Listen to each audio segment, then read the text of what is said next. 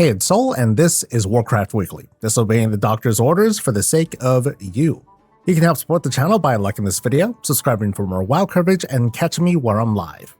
I was joking earlier, but I'm still recovering from COVID, and I'm not exactly ready to return to the stage, so to speak, so I'm staying off camera and I'm gonna try to keep my bloviating to a minimum. There are topics I want to cover, and I hope to be back in regular form next week in time to revisit the Legion remix, and hey, let's talk about that. Over the past 2 or so weeks, folks jumped into a short trial of the Legion remix, with the aim being for us to give some feedback, and then the team can hopefully respond and make changes. The feedback side of things, it definitely happened, with a lot of the criticism coming from the crowd who craves the crazy fantasy and rise to power, and we didn't quite see that in this trial period. From the tuning to the max level grind that seemed hopeless, and this is underlined by the 2-week wait between the phases, or basically the seasons, of Legion. Even if what Blizzard first planned is closer to their vision of what a WoW remix is, some gamers just ain't having it.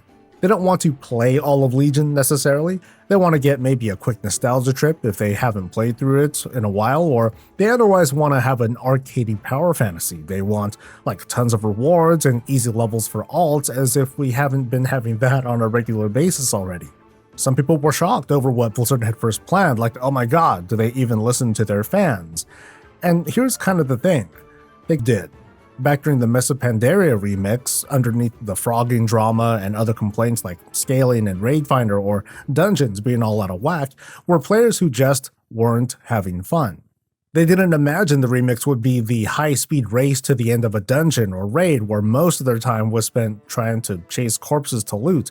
This didn't feel like a remix, it was this unrecognizable gameplay experience, where our classes and roles, they meant almost nothing, and group content comprised of these self-important carriers and the ungrateful rabble looting corpses in their wake. But those folks were shouted down when they had complaints to share. Now, I had a ton of fun in the remix, playing my way, and yet I knew the MOP remix was kind of a case study of what happens when we take all the time gating away. Even in today's WoW, people have this feeling of being left behind if they're not constantly grinding away, even when there are a bunch of guardrails and boosts and catch-ups to mitigate that. The MOP remix was different. You either carried or got carried.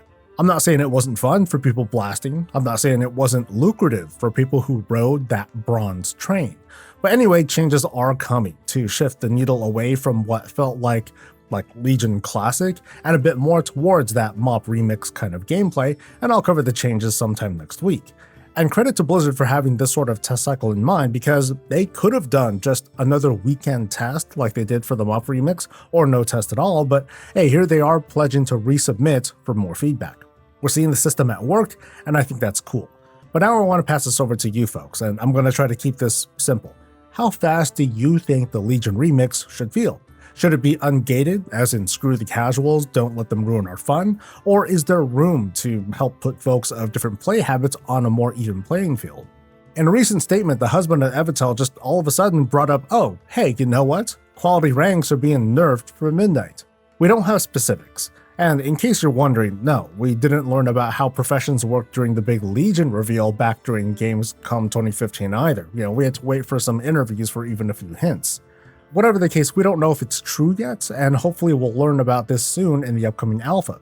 I'm going to presume this change, if real, applies mostly to gear crafts, which have 5 ranks instead of 3 for consumables. And you know what? Bringing it down to 3 seems fine. I wonder if the item level spread will still be across 10 item level, or if that's going to be narrowed a bit too. Of course, until it actually happens, some will march for the removal of quality across all professions, which is tantamount to just getting rid of profession specs altogether, which I doubt is going to happen. I actually hope this isn't all that's happening for professions though. Like, my thing is I want more fun stuff to make. I mean, yes, housing is coming, that's cool, but with so many different kinds of items that end up being thrown into like the trading post or a random achievement, I think professions could have been included. Like, imagine if there was an additional tier set color crafters could make. This would be cosmetic, not player power, and this ensemble was not class specific. Like, that would be very cool. And there's more. I know this has been talked to death already, but if one could put in a public order with quality requirements, that would probably go a long way towards motivating people to learn the ins and outs. And combining this with cross-realm public or private work orders, that'd be great towards making them accessible for all players. And finally, coming from Mr. GM's fireside chat with Game Director Ian Hazzikostas, the team is looking at gear upgrades and the possibility of doing away with the Valorstones. It's not a confirmed thing, but for the sake of discussion, let's talk like that's what's going to happen. I think this is great news for folks who just want to lock into their desired content, especially those who main multiple characters and the Valorstone discount just isn't enough. Personally, I've never had a stake in this conversation. It doesn't affect me one way or another. So, hey, it might as well change for the people who have been giving feedback. I haven't quite heard any arguments from those who are like pro Valorstone, but it's my typical thing to put on my armchair dev hat and at least try to understand why Valorstones are a thing in the first place. We look to the more cynical take critics say about Valorstones, that they force engagement outside of the activities players really want to do, whether it's keys, raids, delves, whatever. From observation, this sentiment comes from those who mostly run keys because they have more opportunities to farm up hero track gear. The faster we replace our gear, the more opportunities one has to spend crests and Valorstones to max them out, and keys are not the fastest way to earn Valorstones. I also notice folks upgrade gear even when it's likely they'll earn direct upgrades to that gear soon after. It's a natural behavior too, because higher item level means higher performance now, not later. And this will make our average item level go up, which matters a lot in the highly competitive group finder tool. Anyway, I was talking about forced engagement. Critics are coming at Valorstone farming like it's Torghast, but yeah, I get the sentiment because it's true. The way I see it, Blizzard just doesn't want people to be locked into a singular feature disconnected from the rest of the game. It's a lesson that's been learned since Warlords of Draenor with its lack of activities outside of instances, followed by the Garrison that mostly replaced outdoor content.